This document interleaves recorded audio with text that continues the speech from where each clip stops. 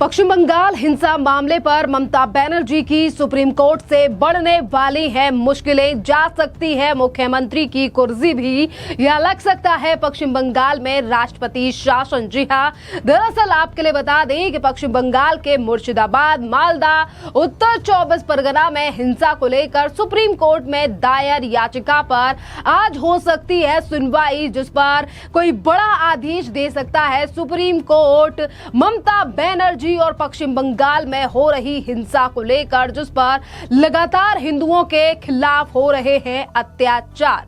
हिंसा के दौरान 3 लोगों की मौत हो चुकी है और हजारों लोग बेघर हो चुके हैं। इसे लेकर सुप्रीम कोर्ट में जनहित याचिका दायर की गई है। याचिका मामले में विशेष दल जांच यानी कि एसआईटी की जांच कराने की मांग की गई है। और इसी के साथ आपके लिए बता दें कि जिस वकील ने लगाई है ये याचिका यानी कि शशांक शेखर झा ने, उन्होंने सीधे तौर पर कहा है कि ये जो याचिका लगाई गई है, जिस पर वक्फ बोर्ड के विरोध में 11 अप्रैल को हुई हिंसा पर अब एसआईटी का गठन होना चाहिए और इस एसआईटी को पश्चिम बंगाल में हुई हिंसा पर जांच करनी चाहिए। 15 अप्रैल को ये मामला सुप्रीम कोर्ट में लगाया गया था और इससे पहले भी कई और ऐसी याचिका हैं जो ममता बनर्जी के खिलाफ सरकार को लेकर और इसी के साथ जो पश्चिम बंगाल में हिंदुओं के ऊपर अत्याचार हो रहा है, इसके खिलाफ याचिकाएं लगाई गई हैं।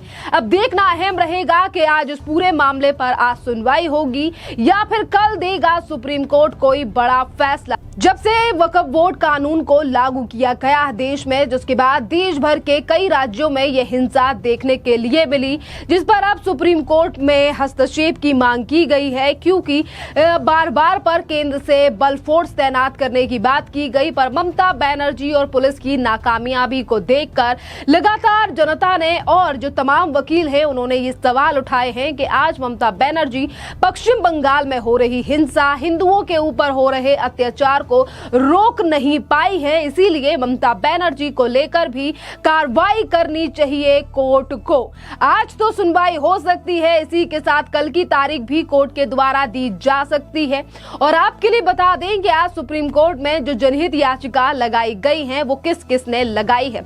एक जनहित याचिका वकील शशांक शेखर झा ने दायर की है, जिस पर उन्होंने एसआईटी को गठन करने की मांग की है। और इसके अलावा अन्य जो याचिका है वो विशाल तिवारी ने दायर की है, जिस पर राज्य में हुई हिंसा की जांच के लिए शीर्ष अदालत पूर्व न्यायाधीश और अध्यक्षता में 5 सदस्यीय न्यायिक जांच आयोग के गठन की मांग की गई है कि कोर्ट अपनी तरफ से एक दल बनाए, एक कमेटी का गठन करे और ये पूरा गठन जो है वो पश्चिम बंगाल में हो रही हिंसा पर इस पर जांच करे। और आपके लिए बता दें कि आज ये मामला सुप्रीम कोर्ट में पहुंचा है। सुप्रीम कोर्ट जल्द ही इस पूरे मामले पर आज या कल में सुनवाई करने वाला है।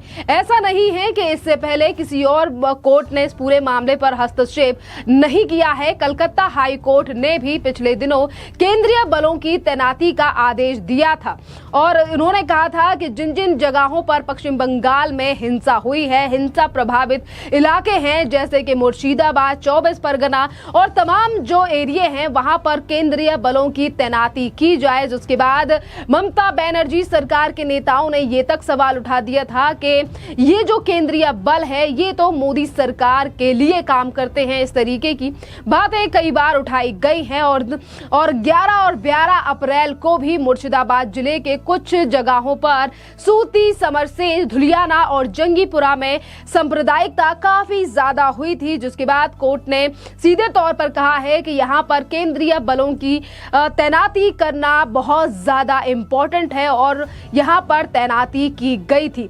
जैसे जैसे पश्चिम बंगाल में हिंदुओं को बेघर किया गया है, हिंदुओं के ऊपर वक्फ बोर्ड अधिनियम के लिए एक तरफ प्रोटेस्ट किया जा रहा है कि हम इस कानून को नहीं मानेंगे, क्योंकि राज्य की मुख्यमंत्री खुद ही इस कानून के काफी ज्यादा विरोध में हैं और उन्होंने ये तक कह दिया कि मैं इसे पश्चिम बंगाल में लागू नहीं होने दूंगी। जिसके बाद काफी ज्यादा पश्चिम बंगाल में आगजनी हिंसा देखने के लिए मिली। और वहीं दूसरी तरफ ममता बनर्जी ने की इमामों से बैठक यानी कि मीटिंग, जिस पर उन्होंने ये तक कहा कि मैं तो नमाज पढ़ती हूं। जिसके बाद काफी ज्यादा सोशल मीडिया के माध्यम से सवाल भी उठे कि एक तरफ पश्चिम बंगाल में हिंदुओं के हितों की रक्षा नहीं कर रही हैं ममता बनर्जी, और वहीं दूसरी तरफ अपने वोट बैंक को बनाए रखने के लिए किस तरीके के बयान दे रही हैं।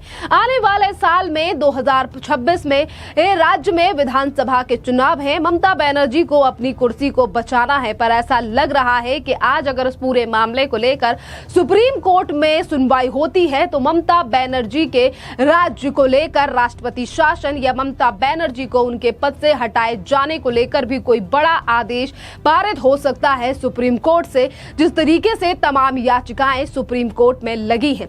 आपके लिए बता दें, पश्चिम बंगाल में महिलाओं को लेकर भी काफी ज्यादा दयनीय स्थिति है, और महिलाओं की स्थिति और महिलाओं से बात करने के लिए राष्ट्रीय महिला आयोग की अध्यक्षता विजय राहतकर भी पहुंची, और उन्होंने कहा है कि पश्चिम बंगाल में हालात काफी ज्यादा खराब हैं, महिलाओं में डर का काफी ज्यादा माहौल है और हम इन महिलाओं के साथ खड़े हैं। सुनिए राष्ट्रीय महिला आयोग की अध्यक्ष का ये बयान, जिस पर उन्होंने महिलाओं की स्थिति और पश्चिम बंगाल की स्थिति को लेकर सीधे तौर पर कहा है कि पश्चिम बंगाल में डर का माहौल है। कैसी कंडीशंस है महिलाओं की कैंप्स में और उन जगहों पर जहां पर आपने विजिट किया, उनकी फ्लाइट की स्टोरी आप थोड़ा बताइए हमें।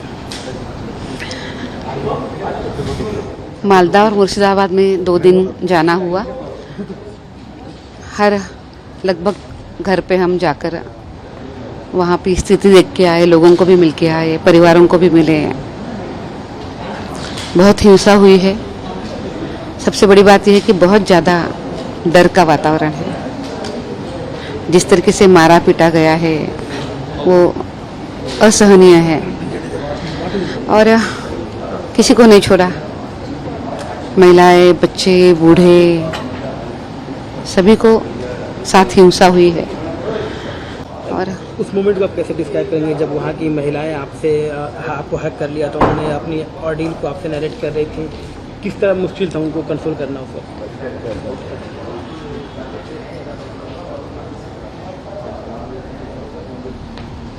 वो महिला बहुत तकलीफ में थी।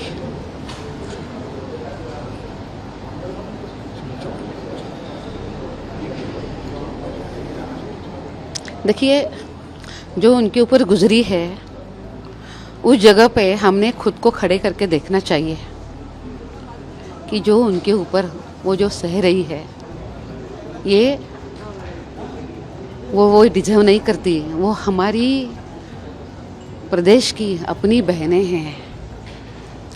अगर हम उस जगह पे खुद को खड़ा करके देखते हैं तभी हम उसका दर्द महसूस कर पाएंगे।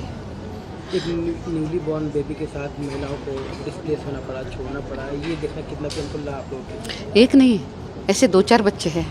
एक तो जब हम मिले थे उस दिन वो 12 दिन का था, जब ये लोग निकले तब तो वो 4-5 दिन का ही छोटा बच्चा था।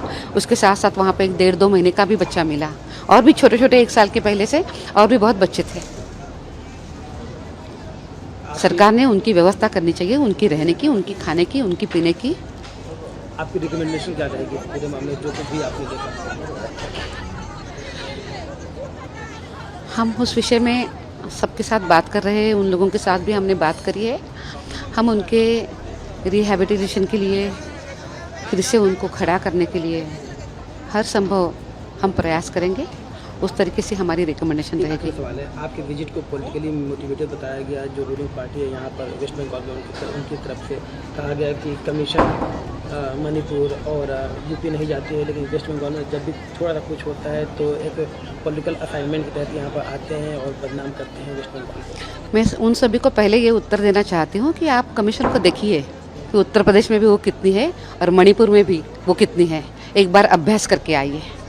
पर दूसरी बात मैं ये भी बोलती हूँ कि इस विषय पे हम राजनीति नहीं करना चाहते हैं। हमें इस विषय पे हमारी जो दर्द में जो महिला और परिवार है उनके साथ खड़ा रहना है। लोग भी जो बात करते हैं वो भी वही करें, राजनीति न करे। वो उनके समर्थन में वहाँ पे जाए, मिले उनको। वो गए हैं वहाँ पे, उन्होंने बात करी है, वो ज़रूर करें। राष्ट्रीय महिला आयोग की अध्यक्ष का बयान सुना है, जिस पर उन्होंने सीधे तौर पर कहा है कि हम इन महिलाओं के साथ खड़े हैं। सोचिए, अगर राष्ट्रीय महिला आयोग भी इन हालातों को लेकर अगर कोर्ट का रुख करता है और कई याचिकाएं लगा देता है, तो ममता बनर्जी की मुश्किलें काफी ज्यादा बढ़ने वाली हैं, क्योंकि वो एक महिला मुख्यमंत्री हैं। उसके बावजूद भी महिलाओं का ये हाल है पश्चिम बंगाल में, जिसका जायजा लेने के लिए खुद राष्ट्रीय महिला आयोग की अध्यक्ष पश्चिम बंगाल पहुंची है। खैर, सुप्रीम कोर्ट से क्या फैसला आएगा, कब जाकर सुनवाई होगी, ये तो आगे देखने की बात है। और आप इस पूरे मामले पर क्या कहेंगे, जिस तरीके से अब ममता बनर्जी के खिलाफ खुलकर विरोध किया जा रहा है, और यही बड़ा कारण है कि कई याचिकाएं, अब जनहित याचिकाएं सुप्रीम कोर्ट में लग चुकी हैं।